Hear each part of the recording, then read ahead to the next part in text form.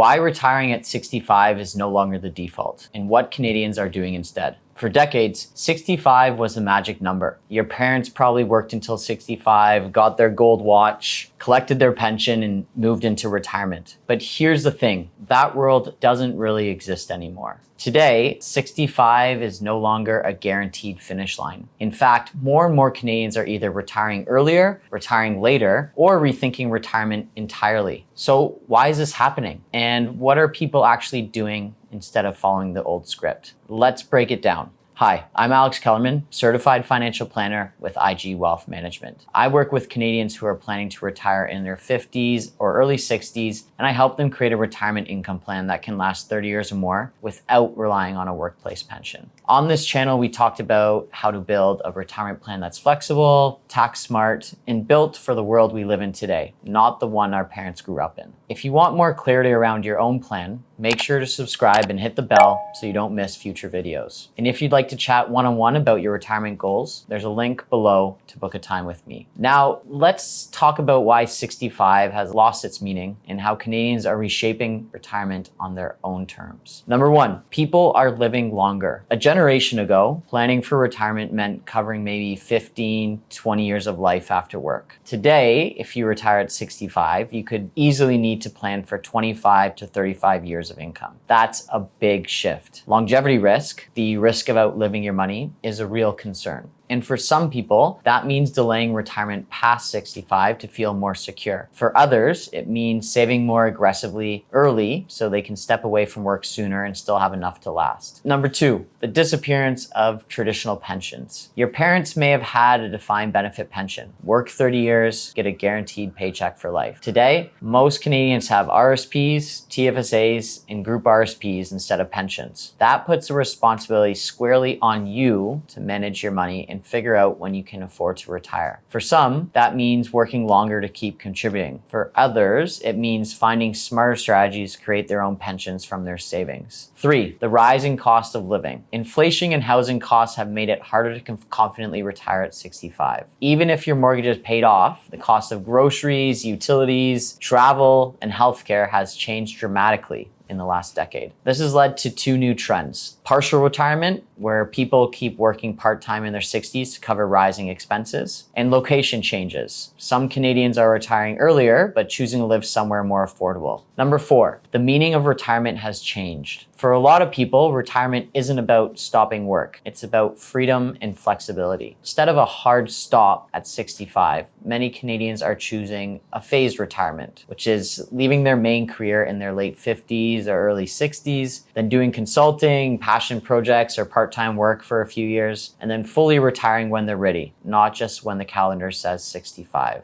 This approach helps smooth the financial transition and keeps people mentally and socially engaged. Number five, what Canadians are actually doing instead. Here's what I see most often when people move away from the 65 and done model. Retiring early, 55 to 60. Now, these are typically planners. They saved aggressively and structured their investments so they could step away earlier. Number two is the semi-retirement. Many stop full-time work, but continue with flexible work to keep income flowing. Number three is working longer. Some people simply enjoy what they do or want the extra financial cushion, so they keep going into their late 60s or even 70s. And number four is geo-arbitrage, a growing trend of relocating to areas with lower living costs, either in smaller Canadian communities or internationally. There's no one size fits all anymore. Number six, what you should do next. So with all these changes around what retirement looks like today, where should you start if you want to do this differently? Well, step one, run your own numbers. Do not rely on rules of thumb. The old way of planning, thinking I'll just retire at 65 like everyone else, doesn't work anymore. Here's why. Everyone's situation is different. Now start by asking, how much income will I actually need each year? What do I want my lifestyle to look like? Travel, hobbies, maybe helping kids or grandkids? And how much do I already have saved between RSPs, TFSAs, non-registered investments, or a corporation if you own a business? Once you know your income needs and where your money is coming from, you can work backwards to see if you're on track for 55, 60, 65, or maybe even 70. Most people who do this for the first time are surprised. Sometimes you retire earlier than you thought, or other times you might see a few extra years of saving could make a big difference in your flexibility. Now, step 2, focus on flexibility, not perfection. Retirement doesn't have to be all or nothing anymore. For example, maybe you leave your main career at 60, but you consult or work part-time for a few more years to cover some expenses and keep your skills sharp. Or maybe you phase out gradually over 2 or 3 years, which can ease the emotional and financial transition. That flexibility can make a huge difference in reducing the pressure on your savings and avoiding large withdrawals early on.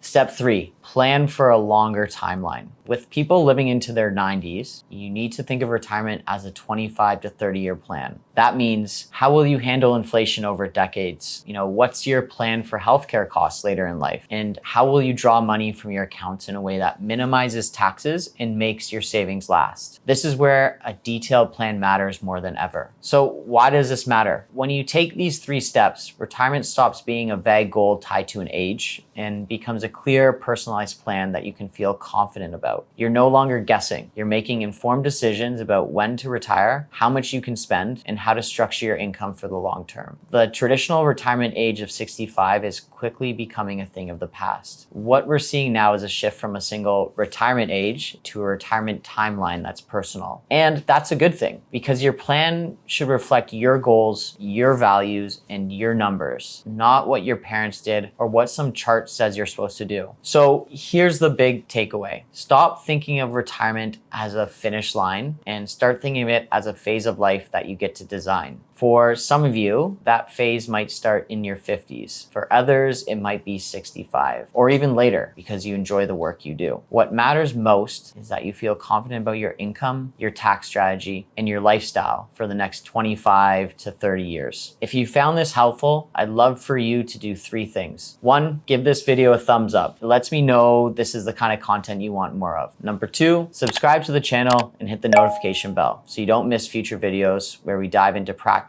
retirement strategies for Canadians. And number 3, leave a comment below. Tell me, are you planning to retire before 65, work past 65, or do you see yourself doing some form of semi-retirement instead? I read every comment and your feedback helps shape future videos. And if you're at the stage where you want to see what your own retirement plan could look like, when you can afford to retire, how to make your money last, and how to make sure you're not paying more tax than you need to, click the link in the description where you can reach out to my office directly. We work with Canadians all across the country. So if you're serious about building a plan for the next 20 to 30 years, we can talk about what's possible for you. Thanks for watching, and I'll see you in the next video.